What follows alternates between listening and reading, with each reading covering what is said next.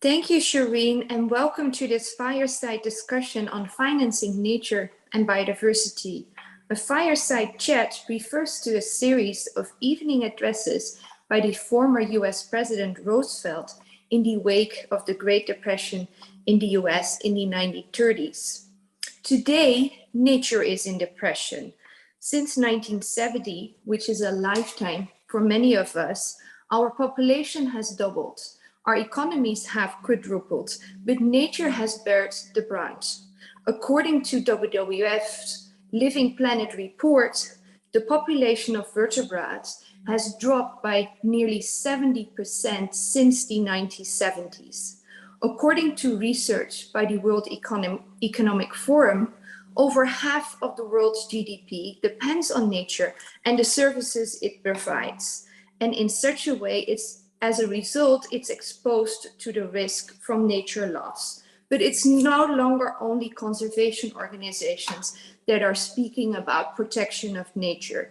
The Network for Greening the Financial System, which is a group of central banks and supervisors, earlier this year put out a statement acknowledging that nature-related risk could have significant macroeconomic and financial implications. Before I walk you through the program, I briefly want to introduce you to UNEP FI's work in the nature space. So UNEP FI, and you've guessed this, is a partnership between the UN Environmental Programme and the global financial sector, with the objective to mobilize private finance for sustainable development goals. UNEP FI's growing nature team works to embed nature in mainstream finance to support a shift from nature negative towards nature positive. We do this via research and guidance, capacity building and innovation, by building industry-wide tools that bring nature into the heart of financial decisions.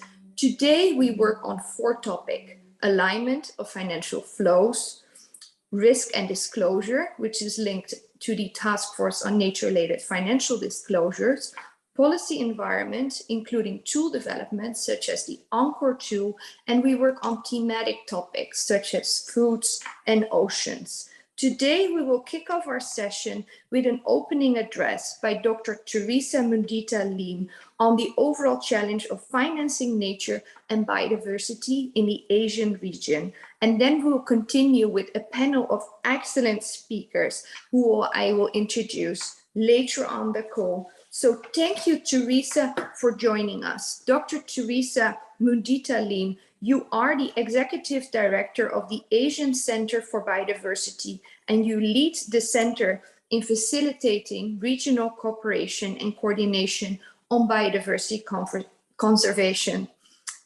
with the purpose of it to be sustainably managed and used and equitably shared for the well-being of all people. We're looking forward to your opening address, Theresa. Thank you very much, Romie. And good day, everyone. Thank you for having me today in this fireside chat on nature financing. I'm pleased to share with you all today about ASEAN biodiversity and how vital it is for the region's economic and socio-cultural development. The ASEAN region is home to around 18% of the world's known biodiversity, despite only possessing 3% of the land area. 3 of the world's 17 mega-diverse countries and 5 countries are in the Indo-Burma region. All are considered among the most biologically important regions on the planet. The region has a high number of endemic species of both flora and fauna, and more are waiting to be discovered. This rich natural heritage provides valuable ecosystem services to more than 650 million people and serves as a vital resource base for the region's economy. The total economic value of ecosystem services is estimated at tens of trillions of dollars every year, far larger than the global gross domestic product. This is in accordance with the ASEAN Biodiversity Outlook too. The World Economic Forum in 2021 estimates that $44 trillion of value generation comes from natural assets, accounting for more than half the world's GDP. Closer to home, A recent paper by the Academy of Sciences Malaysia states that 30% of Asia's GDP is generated from natural capital alone. The Asian Development Bank, for instance, estimates about 23,000 to 270,000 US dollars are earned per square kilometers of healthy coral reefs. Nature or ecotourism is another area where the nexus between healthy and thriving environment and the economic development of a community is apparent.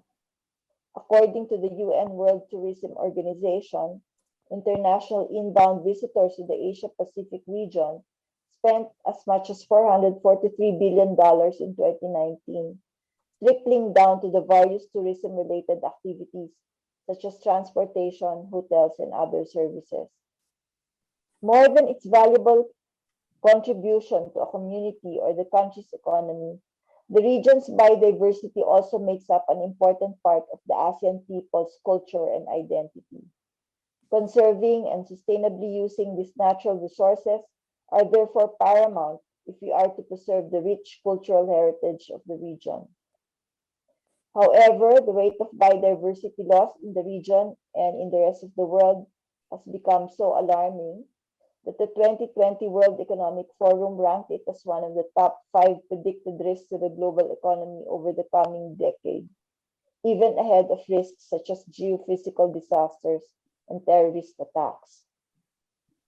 More than $2 trillion per year of food provision services will be lost with the business as usual approach, according to the World Bank. Such impact on food security and other ecosystem services will be felt the hardest by low and lower middle income countries, most of which are dependent on biodiversity as natural assets. Reversing biodiversity loss entails a whole of society approach that mobilizes support from various stakeholders and sectors within and even outside of our region in the ASEAN. The ASEAN Centre for Biodiversity believes that biodiversity is everyone's business. Thus, we endeavor to forge partnerships and cooperation to scale up mainstreaming biodiversity, particularly in the business and finance sector. Nature loss and biodiversity risks represent a financial risk because everything is largely linked with nature, from harvesting or extraction to processing to the end of the supply chain. Recognizing this dependency, it is high time to put nature and biodiversity at the core of our sectoral development and business planning. This would mean considering nature as an integral part of managing business risks and strengthening accountabilities. Businesses need healthy biodiversity for their long-term sustainability. This is something that industries in the ASEAN is beginning to understand. For instance, the sustainable means of producing oil palm is already being sought, particularly through certification, complemented by good agricultural practice and strong governance. The pandemic has also catalyzed greater awareness in the ASEAN on the implications of biodiversity loss. The ASEAN Comprehensive Recovery Framework, or the ACRF, was adopted by the leaders in 2020, and it guides the region to accelerate actions to mainstream biodiversity considerations into relevant national plans and into sectors such as agriculture and fisheries, tourism and health, mining, energy, infrastructure, manufacturing and processing, and even education, and in cross-sectoral issues such as climate change. Under Broad Strategy 5, nature-based solutions are highlighted to increase the region's resilience against future pandemics and support long-term economic recovery. It calls for a thinking of supply and value chains and making sure there is a balance between resilience, sustainability, and efficiency in production. The challenge, of course, is still in the implementation of the ASEAN Comprehensive Recovery Framework. And this is where the ASEAN Centre for Biodiversity calls for more partnerships with governments and non-government organizations, as well as the private sector, to be able to implement the the ACRF more effectively. Understanding and appreciating the true value of nature services in our economic activities is a necessary step to effectively manage the wealth and resources essential to the economy's sustainable growth. Given that nature underpins economic and business activities, the creation of a nature-positive economic sector that values the interlinkages of nature and ecosystem services are of utmost importance. Thank you very much, and I wish you all a successful fireside chat. My colleague, Mr. Amiel Sarne, will be joining all of you in the panel. Thank you very much. Thank you, Romie. Great. Thank you so much for your opening address, Theresa. This was very insightful, and I think it's very important that you underlined that, you know, everything is connected and we all depend on the services that nature provides us with. So we'll move to our panelist of 3 guests who I'll introduce first, and then I'll ask them a opening question. So I'm going to start with Iain Henderson.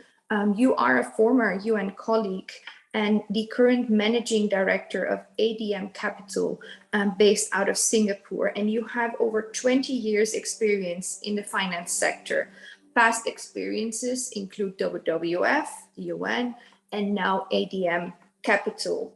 Then I'll move to Jean-Marc Champagne. You are the head of Bankable Nature Solutions for Asia Pacific at WWF, working to build scalable bankable projects, as the title implies. As part of your role, you have, among others, co-established the Climate Impact Asia Fund. And before working at WWF, and I think that's something you share with Iain, you have worked for a number of years in the financial sector. And then our third speaker is Nheden Amiel D. Sarne, and he joined the ASEAN Centre for Biodiversity in 2007 as a program specialist, as the program and project coordinator, and he's responsible for the overall coordination of the Asian Heritage Park programs and the implementation of the BCAMP project. Well, Nheden, I think you have to explain to me what the BCAMP project is, but let's start off with a first question for Iain. So Iain, can you give a picture in the particular role of private versus public finance, and you also have a new fund that you're launching, so we're very excited to hear about that. So over to Iain.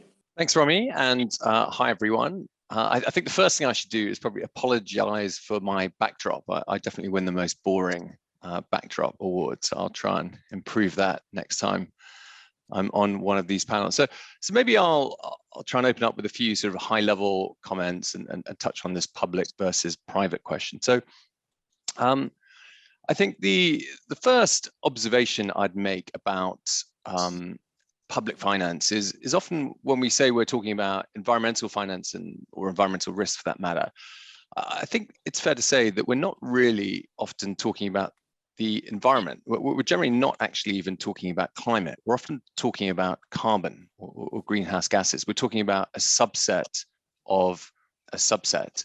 And I think that's very important, you know, when it comes on to sort of public finance flows, just to reframe what we're really talking about, because I think too often we go down a bit of a rabbit warren. I also think that even though it feels like we're at a place with biodiversity that we were with climate change 2 or 3 years ago, I think people are starting to acknowledge that this is an issue and it needs to be broadened. I think it's completely artificial to think we can solve climate change without biodiversity, and also to reverse biodiversity loss if greenhouse gas emissions continue to rise. So I put my money on the fact that the high level or sort of meta narrative will change from net zero to one of net zero nature positive this decade. And I think there's such an increasing and rapidly improving realization that nature is such a significant driver of climate change and such a sort of critical and cost-effective part of the solution space that it can't be sidelined. And I think that really needs to make its way into the sort of the public finance debate. In terms of public finance, I think we're also making great strides on environmental disclosure, and there's a whole bunch of initiatives, and the TNFD, to get the first acronym out of the way, is one of the really encouraging initiatives that you could broadly bucket under the sort of the high-level label of efficiency measures. But sitting on the private side, looking at the public side that I was once in, I think it's really important not to lose sight of the fact that disclosure is a necessary but not sufficient condition. Ultimately, if we want to harness capital markets and the financial system, we need to make an impact on company valuations and cash flows through instruments beyond disclosure. And I think there's some quite interesting stats came out of the World Bank on this. So I increasingly think that huge swathes of the economy are covered by various carbon pricing schemes in some shape or form. But World Bank estimates are that only 4% of the global economy is covered by an adequate carbon price. So, many of the profits that we see in annual financial statements aren't fully costed, to use a sort of an economist's expression. I think another sort of big picture observation that touches on this nexus between public and private is that how we communicate it. It seems a very quaint point, but I've been lucky enough to work in the private sector, the public sector, and also for NGOs. And I think my two biggest observations would be that the incentive systems that are in play in each of my three stints are completely different. And that's something I think we radically need to think about and don't often enough. And I think how we communicate with each other about the same problems is also radically different. And I think there needs to be a whole lot of investment in that space. Just in the spirit of being slightly controversial, I'll try and throw out a last high-level observation about public finance. And I'm increasingly of the opinion that there's not much value in talking about investment gaps, which we often do. I've done it myself for many years. I've written reports for the UN on the investment gap. But I'm increasingly of the view that the most important thing is just to ensure that what rewards investors also rewards nature and climate change. I think focusing on a gap takes you down a bit of a dead end that isn't a marker of success. And just to put this in perspective, often we celebrate $10 billion going to the Green Climate Fund, for example. But if you read the IMF data, there's $500 to $700 billion of direct subsidies incentivizing private sector companies to invest in part of the fossil fuel chain. So I think, taking a step back and just more broadly understanding what the perverse incentives are that are driving nature destruction is key for me. That went on a bit longer than expected. Do you want me to talk about my fund, or shall I come back to that later, or our fund?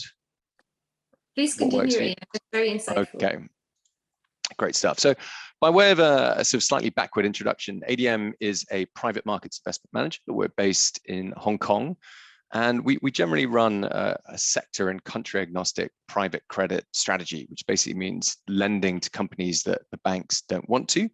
And we run a second strategy, which is a private equity strategy. So we invest in companies rather than lend the money out of London. The third leg of the group is a foundation, which was set up in 2006. So it makes us a bit of a rare beast in the investment management world.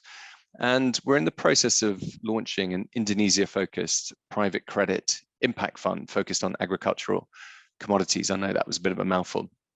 But to try and make sense of a vast space and bring this back to biodiversity, we think initially, or certainly we are thinking initially, of biodiversity through the lens of the food and agriculture sector. And the reason for this is it's one of the single largest chunks of the global economy. It's sort of $8 to $10 trillion, which is a meaningless number, but it's probably about 10% of the global economy. It has this very high dependence on nature. So the equivalent of physical risk in climate change, if you're more familiar than that.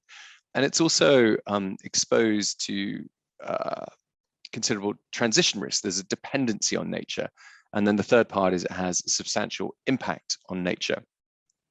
And our view is that much in the same way that if you look at the last decade, climate change was the big sort of banner under which the sustainable finance world revolved. And under that banner or heading, there were two clear investment verticals. They were clean energy and clean mobility. And we think going forward, we're already seeing that biodiversity is one of the big themes that will dominate this decade. And we think that the food and ag sector is a sort of a tangible investment vertical that resonates with the private finance sector, but which also encapsulates a lot of the issues we're dealing with in the biodiversity arena. At the moment, we also think we're dealing with significant uncertainty, and I distinguish this from risk. Risk you can measure probabilistically, whereas uncertainty you can't. And for us, we invest in companies and we hold them for longer periods than a public market investor would generally do. And this highlights to us the importance of future-proofed companies. We can't sell out of a position quickly. So often to rely on us getting our money back, we need another firm who might come in 3 or 4 or 5 years' time and buy at offers. And that firm in question might have an investment holding period of 3, 4, 5, 6 years. So we're therefore having to make investment decisions today and trying to understand what the policy environment might be in potentially up to 10 years. And we have a relatively high degree of confidence that biodiversity will be more rather than less financially material in the future than it is now. So even though our thinking is quite generic, we feel that bringing biodiversity into play in our investment decision-making helps create an attractive return on risk. Maybe just quickly on the opportunity side, there's a lot of sort of doom and gloom and focus on the risk side, but we've got a private equity strategy, and I think we're probably all aware of the amazing advances in the alternative protein sector and the positive benefits that could generate for biodiversity, I think is quite profound. Another really interesting but niche area is, I think, generated by the fact that biodiversity has historically had a bit of a measurement problem. I mean, there's, I think, an anecdote that gets wheeled out from time to time that we didn't realize we were in the middle of a mass extinction until we realized that insects weren't appearing on our windscreens. 70% of insect populations, I think, in Germany had disappeared. There isn't this single simple metric like we have in climate change with carbon dioxide. And to many, biodiversity is a classic big data problem. And what's quite exciting and what creates a whole new opportunity set is that we've got new technologies that allow us to create big data sets and then apply big data analytical techniques to understand the complexity of biodiversity, but hopefully to boil that complexity down into helpful and meaningful metrics without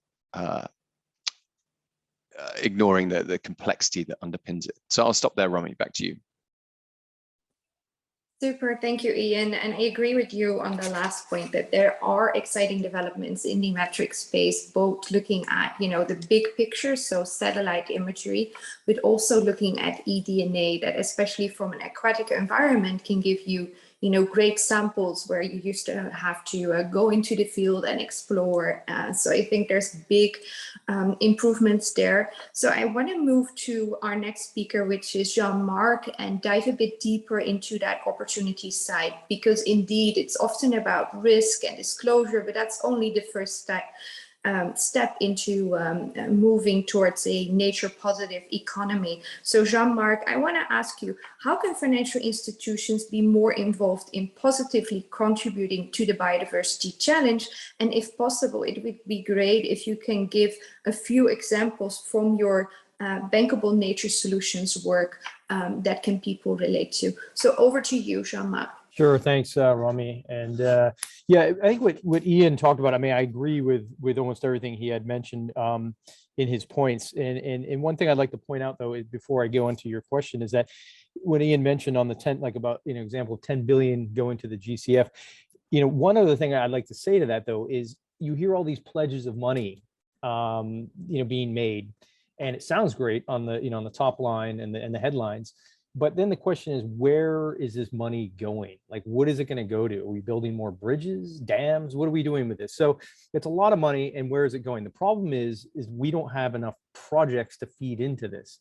And what we need to do is develop projects. And that's what we're trying to do at WWF, and I think Iain as well. And what we want to do is generate projects to have, this type of money channeled into. And so that brings me to the point of, this is where financial institutions can get involved. But the one thing to keep in mind, and I think this was brought up in the initial opening statement, but also through what Iain had said as well, but that, if you look at, if we just take a look at where the environmental risks and what people perceive as the highest risk to on a global scale, the environment tops all of that. And then you also have societal concerns that are just behind that. And those are indirectly related to environmental issues. So we have, major environmental problems to solve here, and we have to start getting money going into this. So the other point that I would say that Iain had made on the basically on investment gaps. Well, yes, that's true. There are investment gaps, but what we need to do is get some of that money that we currently need going into projects, and this is where we can get the financial institutions involved. Now, there's a lot of work being done, globally. I would say the majority of it that I see is more, it's advocacy driven, or it's greening the finance sector, right? And that's very important work that needs to be done. And we need more of everything. We need carbon prices. We need more regulations. Yes, we have to have all of that in place, or else it's never going to happen. We can't just rely on the private sector to do this. But the one thing that we do need is more investment into the actual projects that we're doing, the actual dirt being moved type projects on the ground. It's one thing to hear, a particular asset manager is going to stop investing in this or stop doing that, but we need money actually going into the work that we're trying to do, right, which is on the ground trying to build projects. So that's where I want to see more investment or more attention to from financial institutions, both on the early stage incubation side, but also on the investment side. Now, I realize that sometimes the projects that we're developing aren't necessarily investment ready for all banks to get involved with, but they need to start looking at this, and somehow we need to figure out how to start funding the early stage type projects. And so, in particular, the type of projects that what we're talking about in our bankable world, bankable nature solutions world, are projects that they're nature based in a lot of ways. They don't have to be, but most of the time they are nature based. A very good example of one that we're working on, we showcase this one a lot because it brings in a lot of different kinds of both impact and financial or financial metrics, I guess you can say. So it's our rice and aquaculture project that we look at in Vietnam. Now, what that does in that particular project is, if you look at the way, in the lower Mekong in the Delta, where there was basically a command economy type structure where it was, let's have farmers produce certain kind of rice, and that's what they did.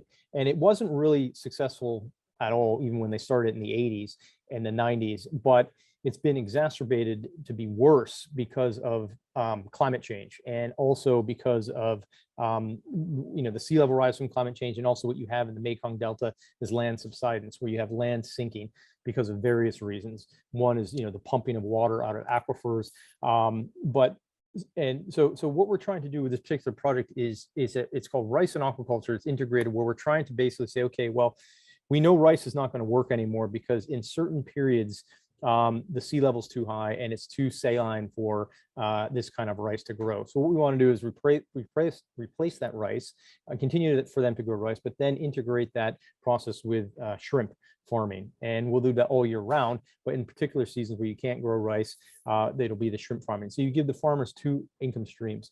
But what's really important, though, is the resilience, the land resilience or climate resilience that's built into this, is that what we're trying to do is bring in natural irrigation methods.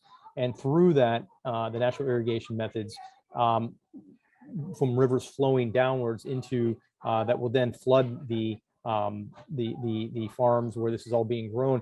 It'll bring land sediments or river sediments back into, which will help build the land back up. So there's a huge conservation or huge climate and environmental impact angle, and there's also a very high potential return on these projects. So that's how we look to get the private sector involved in our projects. Another example is one that we're looking at in India, and actually this can be replicated all over Southeast Asia. It's really, I would say that the entry barriers are fairly low, but it's a little bit complex in terms of building your supply chains. But the idea is taking agricultural waste, whether that be in a case that we're looking at right now is rice paddy straw waste, putting that through an anaerobic digester and turning that into energy or food grade CO2 or other type of products. So there's many things that we can do with that. And what that does, for example, in India, the contribution to that is obviously lowering CO2, lowering pollution levels, and also providing more jobs. So there's a lot of impact that we have there. So there's many other projects I can discuss, but I just want to highlight those two, for example. But that's yeah, that's what we really need to do. We really need to get the private sector or financial institutions involved by actually getting into these type of things instead of just saying, okay, we're not going to invest in this, or we're going to take away our certain investments here and there and exclude carbon-based type investments. We need more of that going into the projects. Great, thank you so much, Jean-Marc. And I think, as you said, it's about greening the financial sector, but also financing green. And, I've seen earlier research, among others, by the IIED on their money where it matters framework, where they say, only about 10% of climate pledges reach the local level where it matters most. So it's great to hear about how WWF is building bankable nature solutions that have an impact on nature and people locally. So I want to move to Nheden to ask you if you can give an example what the ASEAN Centre for Biodiversity is doing to support biodiversity, and if you can link that to your collaborations with the financial sector, that would be wonderful. So over to you, Nheden. Thank you, Romie. Basically, the ASEAN Centre for Biodiversity, or ACB, was established in 2005 by the 10 ASEAN member states. So we are basically an intergovernmental organization under the ASEAN Charter. The works of ACB basically has two main thrusts: biodiversity conservation. This will be looking into protected area management and species conservation. And the other one is mainstreaming biodiversity, which looks into the different development processes and sectors such as tourism, agriculture, business, education, including banking and finance. So for the first one, biodiversity conservation, ACB is implementing a flagship program of the ASEAN. We call it the ASEAN Heritage Parks Program. This is a network of protected areas that represents the different ecosystems in the region, that aims to have to generate greater collaboration between the ASEAN member states in preserving their shared natural heritage. So we currently have 50 ASEAN heritage parks across the region. This comprise 12% of the total area of all protected areas in ASEAN. Okay? While these protected areas are recognized for their essential role in maintaining biodiversity and the ecosystem services that is attached to them, the sustainable management of these critical areas has always been hindered by insufficient financing. I mean, I think in most part of the world, sustainable financing has always been an issue. So despite the growth of government financial support in the previous years, there still remains a massive gap in financing the optimal needs to manage existing protected areas effectively and the biodiversity that comes with it, as well as the ecosystem services that comes with it. So what we did in the center, during the pandemic, as we go into more an online mode, we try to organize various dialogues, workshops, and webinars to reach out to the finance sector and the business sector as well, in terms of looking into how we can move ahead and somehow forge future partnerships with these sectors for the conduct of biodiversity sound projects and activities. So one of our recent discussions is on conservation and sustainable financing, where we tried to come up with an inventory of the different efforts in the region that is related to sustainable financing of protected areas. So to name a few, we've looked into some mechanisms such as payment for ecosystem services, which is currently being done by Vietnam through their payment for forest environmental services mechanisms. This has been established way back in 2008. Also for the Philippines, that we have the Philippines have the Integrated Protected Area Fund, which is also a form of the PES.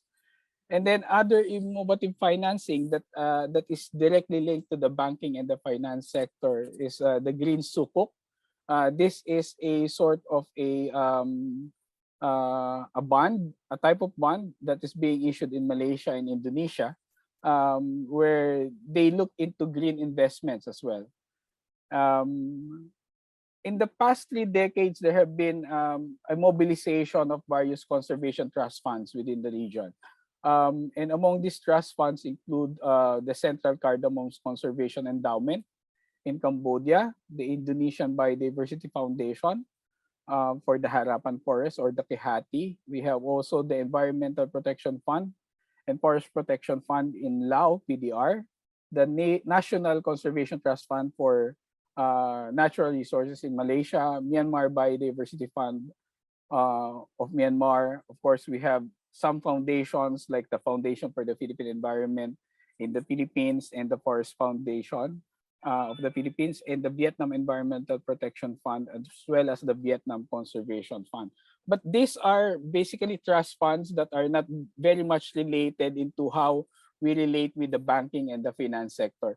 But there are already some developments that are where banking and the finance sector in the ASEAN are already looking into financing for biodiversity, and also trying to veer away from financing programs and projects that are somehow have negative impacts on biodiversity. Like for example, I think in Singapore, they are already trying to minimize financing for coal-related projects, while in the Philippines, the Bangko Sentral, or the Central Bank of the Philippines, has already issued a sustainable financing guidelines for all the banks in the Philippines. In particular, one of the Philippine-owned bank, the Development Bank of the Philippines, has already made a financing window that would cater to more, let's say, nature-friendly investments. Thank you so much, Nheden, and I'll come back to you with a follow-up question, but I first want to go back to Iain and Jean-Marc and speak a bit more about the integration side. So to the both of you, how to successfully integrate nature and biodiversity within the work of financial institutions. And Iain, if you can explore a bit more about the role of blended finance, and Jean-Marc, we know that you are, among others, working on the Dutch Fund for Climate and Development. So it would be great to hear an example from you from that space. So Iain, if you want to start with the role of blended finance. Sure, thanks, Romie. I suppose one of the ways that blended finance is really helpful, especially with something like biodiversity, which is arguably at quite a nascent stage in the kind of evolution, or the sort of the investment innovation curve. We're launching a fund, and we spent quite a lot of time and effort trying to get access to grant funding, which is one of several blended finance instruments. And part of the reason we're doing this is so that we can help develop the baselines on which we can then measure performance. A second attribute of biodiversity is it is something that's relatively new to the financial sector. It's also something that's relatively localized, which is one of the features that often distinguishes it from climate change. And so one of the ways we're getting around this in our fund is we've set up an external impact advisory committee, an IAC for those that like acronyms. And this will be staffed with 4 external members. We'll have one focus on biodiversity, one on supply chains, one on IFC performance standards, and another on conservation. And what we're doing in terms of your question about integrating biodiversity into the fund is normally with a fund like ours, there's a sort of performance related income stream called carry, which is effectively the profits the fund makes once you strip out all the costs. And normally this is given to the investment manager based on the financial performance of the fund. What we're doing in this case is we're actually splitting that in half, and we're putting half of it into what we're calling a conditional carry pool. And for each transaction, this impact advisory committee will look at the baseline biodiversity data, as well as climate change and social data, and they'll set targets. And effectively, those targets can be rolled up into a fund level target, and ultimately we'll have a fund level score, which describes how well we've done against that target. And the reason that's important is the amount of this conditional carry, the 50% that went into this sort of escrow account that gets released back to us, is going to be dependent on how well the fund does on this impact score. And what that does is it creates a financial incentive for the fund manager to think about biodiversity and other impacts right through to the end of the fund. So that's just one example without boring you with the details of how we're integrating it, and also drawing in this external expertise, because we're under no illusion that it's a very complex area, and also localized knowledge is highly important in the biodiversity domain. Super, thank you so much, Iain. And then over to you, Jean-Marc, with maybe an example from the DFCD. Yeah, I mean, if we're talking on the, I guess, the structural side of how it works, as opposed to a particular project, some feedback. So what we want to do, I mean, what basically what the DFCD is, it is a form of, too much echo. It's a form of blended finance, really. What it does, it's taking, in this case, the DFCD is it's all public capital that's supplied by the foreign ministry, the Ministry of Foreign Affairs in the Netherlands. It's 160 million, and a portion of that goes into 30 million goes into project incubation, and that's grant capital, and that's basically what we would say is you can say it's first loss, but it's basically risk capital to kind of help de-risk projects and get them off the ground. Then at the next stage, we have capital that's actually investment capital, and that is either debt or equity financing that's provided by either FMO or climate fund managers who are part of this consortium. So basically it's really a unique model in the sense that this is really the first. It's very pioneering in the sense that they're actually committed to putting capital to work so we can actually develop and find projects, as opposed, because what you find a lot in this space is that everyone wants projects, but when they're already sort of developed. And at that point, I say, get in line, because everyone else wants to have those projects too. But where we need the work is at the very early stage to get these things off the ground. So that's what the DFCD is doing. And what we want to do, and what we're trying to do, is actually replicate that model as well beyond just DFCD, because as we know, we need a lot more. While 160 million is good, we need much more than that. So the idea is to replicate that similar model.